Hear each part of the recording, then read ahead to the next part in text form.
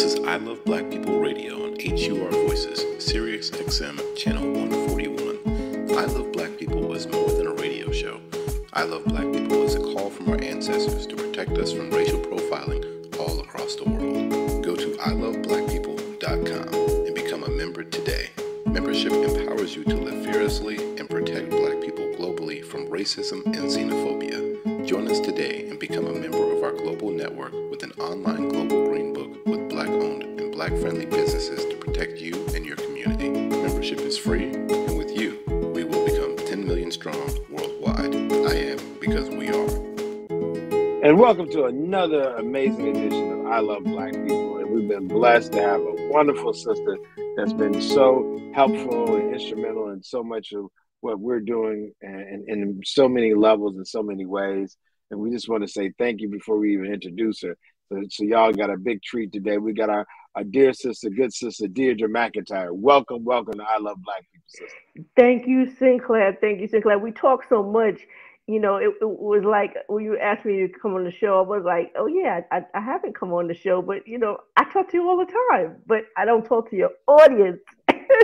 So, you know, for people who don't know me, I was introduced to Sinclair by a mutual colleague in tech. I don't know if you remember Jackie, who's bringing some kids down to the conference. We'll talk about that later.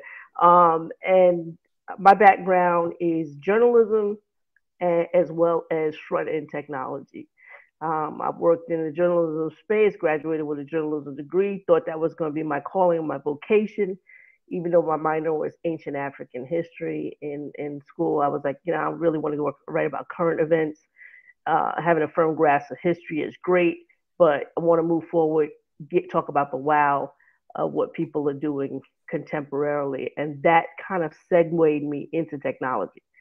So, you know, writing in early 1990s, you know, eventually you come up upon the World Wide Web, 91, 92. And then I realized it was something that I could go and take a class on. Growing up and being in the New York City metropolitan area, there were a lot of free classes kind of begging people, young people, especially at that time, to learn about this World Wide Web thing. So I started taking a few classes. And next thing you know, I started having a column. You know, you could search for jobs in your pajamas, and you go use AOL. And if you're at the corporations, you could use CompuServe, or you could get Prodigy. All these little major gateways to get on to the closed Prodigy, environment. I remember Prodigy. Yeah, exactly. Yeah, I remember Prodigy. Yeah. All that stuff, all those little things. But I think a lot of people didn't know there was always a gateway, a backdoor to this www, this World Wide Web, especially by like 93, 94. And so I started writing about those little websites. You know, one of the first e-commerce website was Smart Food Co-op, and it was basically a COD grocery store for Cambridge in Massachusetts. And it's so crazy because in a way that still exists now, that first little business. But that first little business, I used to go to the site. Now, mind you, I'm working in Brooklyn and look on Long Island, and I used to pretend shop. It was like radio buttons. So I get a can of soup, get a this. Can't even check out because they don't even deliver. But it was like the potential of this, before it was even called e-commerce, this potential of this commerce. Well, that little introduction and being able to write columns for, like, I worked for a Brooklyn Weekly newspaper at that time, doing community journalism. And I would occasionally have a column about technology because they were like, you know, write about anything. We need some filler to fill up the paper. You want to do a column this week? And I was always picking technology. And then part of that also was because I had actually worked part-time for a mom and pop software development company while I was a journalist. So whenever I had days off, I was kind of working with this Long Island group, and, you know, I didn't know anything. So since I didn't know anything, they were sending me to fetch everything. So that's where I first learned what a producer was. So the devs was like, we don't have any time to look for this, but go. And they would tell me about telnetting and stuff. I don't even remember this stuff anymore, but they would tell me there's a free software that does this. There's a bunch of them.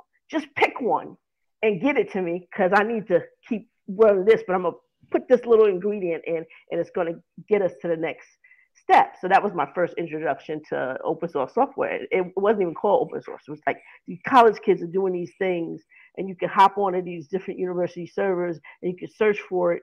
I guess using Archie at that time, the first search engine created by Black Guy.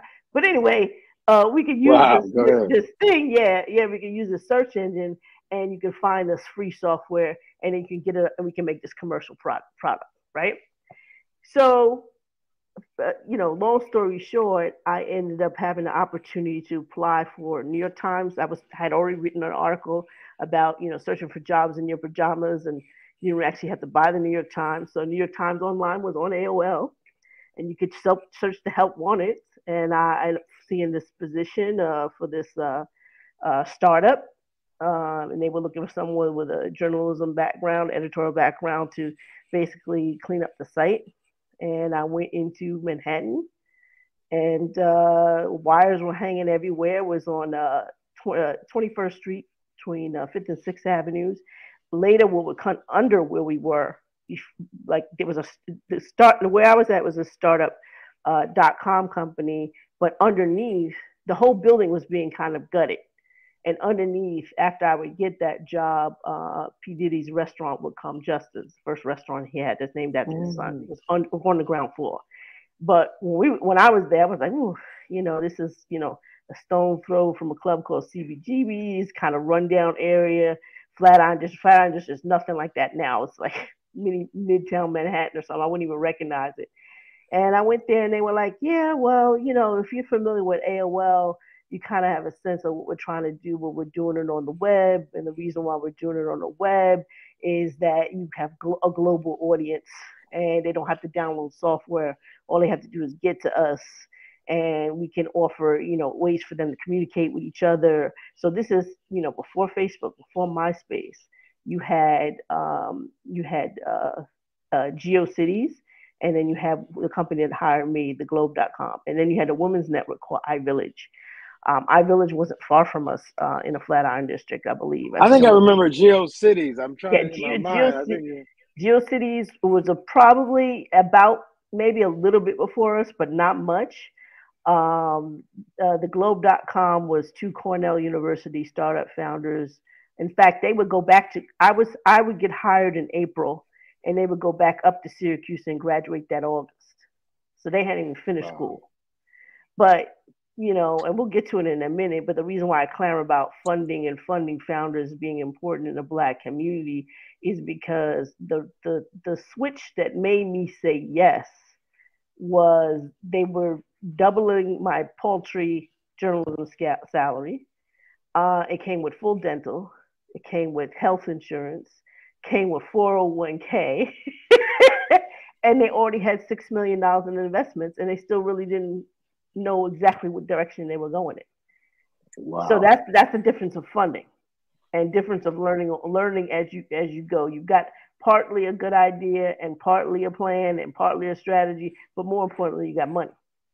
You got money to hire. You got money to hire folks, and a job description helps too, because they were like, look, we don't know what it's going to be in the future, but essentially right now, we're not the best at spelling. The spelling errors all over the site doesn't look professional. That's going to be your main gist. We have some ghost columns. They were these characters, these cartoon characters, kind of almost like we were talking about metaverse now. These characters that would give advice, and we already have the disclaimer that it's not professional advice, but this is the ghostwriting voice of this one, this is the ghostwriting voice of that one. That's essentially what you're going to be doing. So I was like, after all that and the offer, and I was offered the day that I interviewed, I was offered the position. Now, how rare is that? So I'm interviewing, and he says, yeah, I think this is going to work out. This is what we go off of. This is what, and I said, I need a little time to think about it. Because a few days later, I knew I was going out to Melville, Long Island, which is where Newsday was, and they were having a minority job fair. And I said, I promised my mom I would go. so I didn't tell them that. I said, look, I need to think about it. I think this was probably a Tuesday or Wednesday. That career fair was a Thursday. They were like, well, can you let us know, because we'd like you to start by Monday at the latest. And I said, well, I'll let you know Friday, because I knew Thursday I was going to be at that conference. And I went out to the conference, and I think for me, two most memorable things about that conference: a big job fairs, like representatives from Time and Newsweek and all this kinds of stuff. And three memorable things happened. Brought my resume, brought my clips in because I had had a previous position. And I had someone, the editor of the Asbury Park Press, which is kind of like the junior New York Times, but it's based in New Jersey. He looked at my writings and he says, I don't think you're ready for us yet. I'd like you to read this. And he, passed me, basically had me read the lead paragraph of one of their articles. And I glanced at it and I didn't say anything. And I said, I actually did say, I said, oh, okay, I see. I said, maybe in the future. But what stuck out to me was like in that first lead graph, there was a sentence that ended with a preposition, which grammatically you never end a sentence with a preposition. So I'm already dealing now with a man that has an air about himself, of a fairer complexion, who already thinks he's above me. I said, I would never work there. So that was the first memorable thing. Yeah. Second memorable thing. We do say white supremacist ideology must be destroyed. That's not offending anybody. Exactly. That ideology probably is problematic though. So again, we're very clear. That sounds like some of that suspectingly. And yeah, that's probably not a good place I wasn't even going to fight it. I just said, I said, oh, okay. Man, I guess not. Second memorable thing was going to the table. I think Joel Dreyfus was a big time African American writer. I think I'm trying to think if he worked for Time or Newsweek. I think it was Time. And I had a nice conversation with him, but I knew he was not really in a position to do any hiring. It was just nice to talk to a veteran journalism, very friendly, this type of thing. But it was a showpiece. It wasn't like his publication was hired. This great opportunity to talk to someone who was a veteran in the space. And then the third most memorable thing is that we had a little luncheon. Those of us who were some college students, some were new employees in the sector, like myself, and we sat around at a table. And I think it was Roxanne Gray. I think she was working at the time. She sat down with us, and someone else at the table, wasn't me, asked, "What do you think about this internet thing, this web thing, and this internet thing?" And she went on and on about how it was a fad and real journalists wouldn't get involved in it and this, that. And as I'm sitting there, I said, thank you, Lord. You're telling me to take that position. Because there's nothing here for me. There's nothing in this world for me, because I knew I had already worked for a mom and pop software company. I had already been thrown into, going FTP and Intelnet and using Archie and all this kind of stuff to get software that was built for the education sector. There was an education software firm, it doesn't exist anymore, in Baldwin, Long Island, that I was working part-time for. I had already written for some freelance tech magazines, worldwide website reviews. I had already taken the HTML classes that landed in the first interview, and I had an offer waiting for me that was going to double my salary and give me all these benefits and working in Manhattan. So what the heck was wrong with me? Right. That Friday I made that call, I will be there. And so that was my first boot camp experience working for theglobe.com, working for them for like about 2.5 years, which is a lifetime in that .com space. It was definitely boot camp. I wouldn't trade it for anything in the world, but I was their 12th hire, which was like their first New York City hire, because they were all coming down from Ithaca, from Cornell University, where it got started, and they were in a rush hiring people every couple of days. There was 2 more people, 5 more people, whatever, to the point where, in 2.5 years, they had over 250 employees, and they were in, because they had bought some companies. So they're in UK, Singapore, so they had this, startup. But as you saw it grow, you also saw it absorb some of the worst of corporate America, the segregation of corporate America and the politics of corporate America, because their exit strategy was to have this IPO, which is not really an exit strategy. It's a pump and dump. It's the old school pump and dump. At that time, we didn't know that, but that's the reality. That's what it was, because they were window dressing all the top of the line. We got so and so from CBS, and we got these two managers from Disney. Never mind, they didn't in the real world. They didn't know how to check their emails. They needed help with everything. They were just throwing projects up. Let's do this one week and do this the other week because they had no real grounding, no real studying in the space, and they were doing performative stuff. And then you see as the company grows and grows and grows, no matter how many referrals I sent or whatever, and know how black and brown New York City is, their company didn't reflect that. Their company reflected what you would expect any company would reflect. It was, we had some people of color there, but for the most part, the way it grew and the fact that it was set in New York City, it should have been browner than what it was. But that's not what they wanted to hire. That's not the image that they wanted to show. So that meant my glass ceiling, even though I was there, and everybody that came through production had my hand. When I came, I had these, I used to call them the Shannon files. There was a woman named Shannon that decided not to come with the company. She was a student also at Cornell. And they didn't know how to train me on, well, actually, they didn't have time to train me on what I needed to know about the site. And they were like, email Shannon. Shannon's going to dump these emails on you, and you just read the emails and you'll figure out what to do. But as the company grew and changed, I would add to the Shannon files. I would add, okay, we do this way, we would do this way. So I'm basically essentially writing protocols. So everyone came through production. I don't care when you came.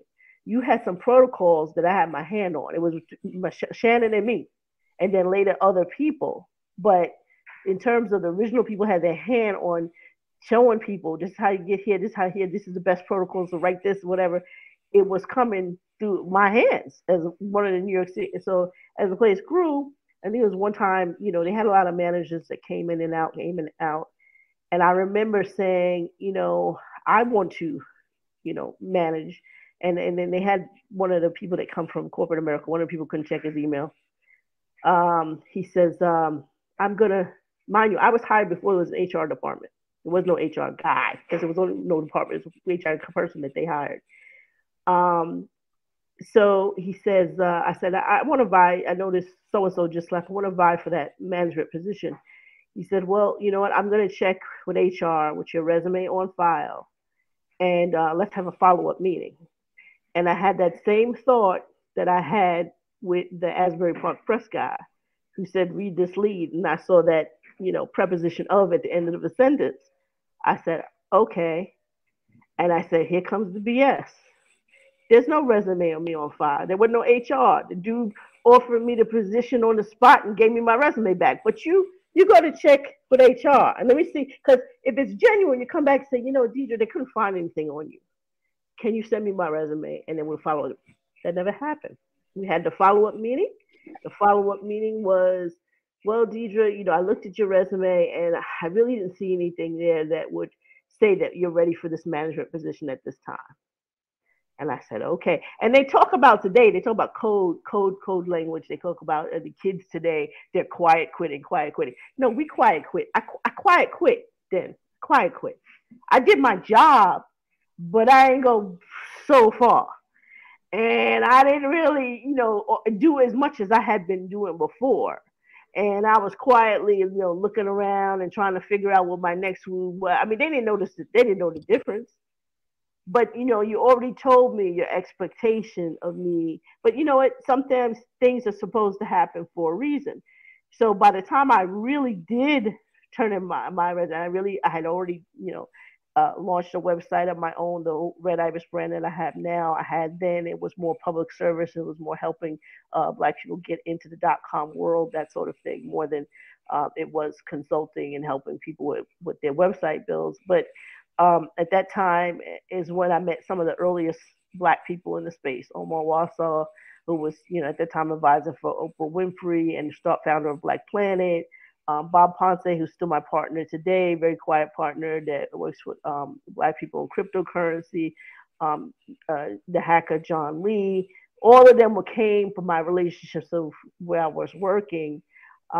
So by the time I did, turn in my resignation and, decided to move on, it was I was kind of prepared for like the next roles that I was going to have and move into the next space. So that's kind of my journaling in terms of journalism and how that meshed with kind of front end technology and how I had this kind of aha moment of and I just kind of just quiet and let it pass. And the reason why I say things happen for a reason, I resigned in November of 2000, November of 1999, and the company was gone pretty much by summer of 2020.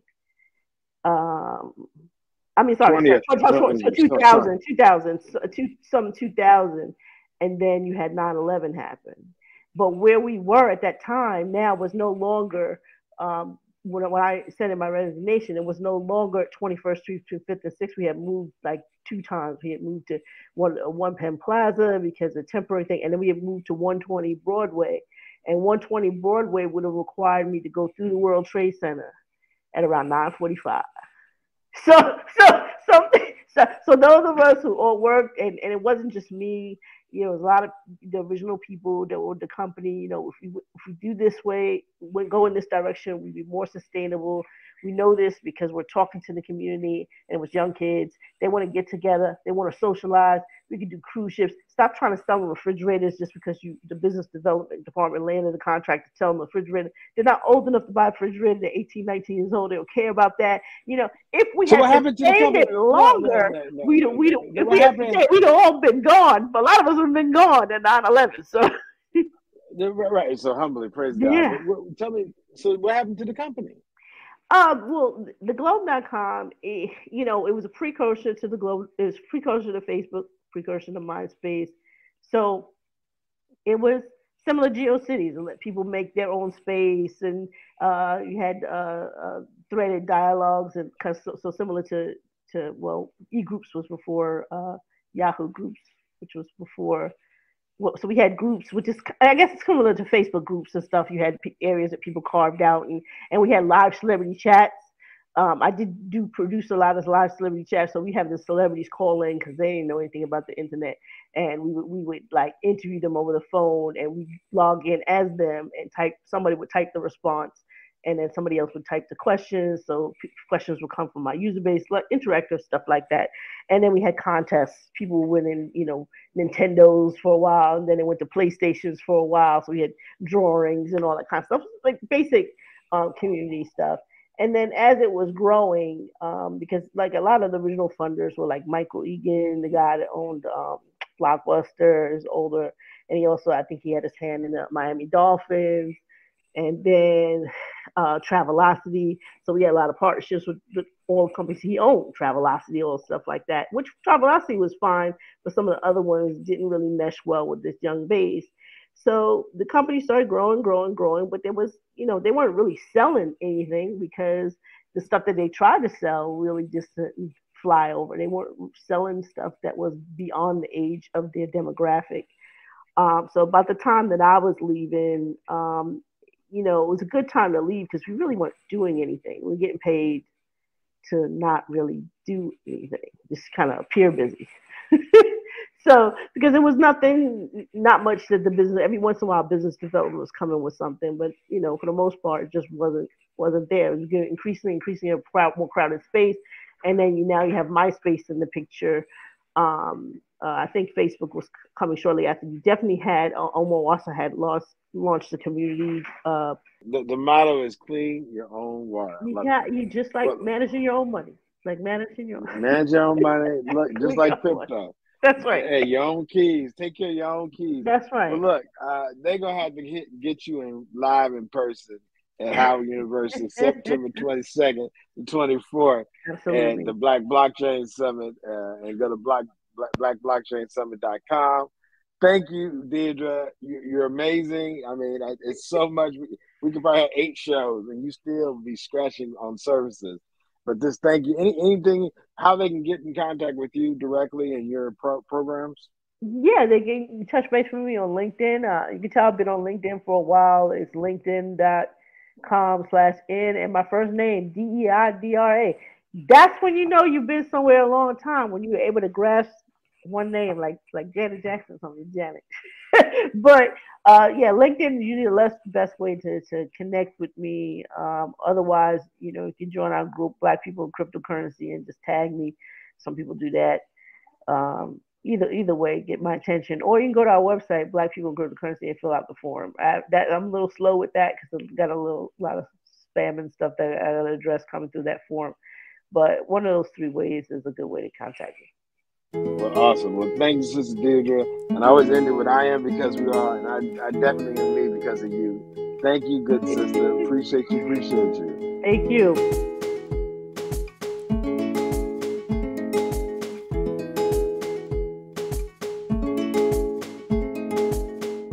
This is I Love Black People Radio on HUR Voices, Sirius XM, channel 141.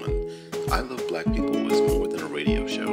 I Love Black People is a call from our ancestors to protect us from racial profiling all across the world.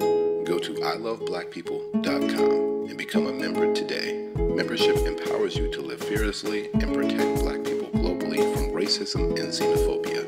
Join us today and become a member of our global network with an online global green book with Black-owned and Black-friendly businesses to protect you and your community. Membership is free, and with you, we will become 10 million strong worldwide.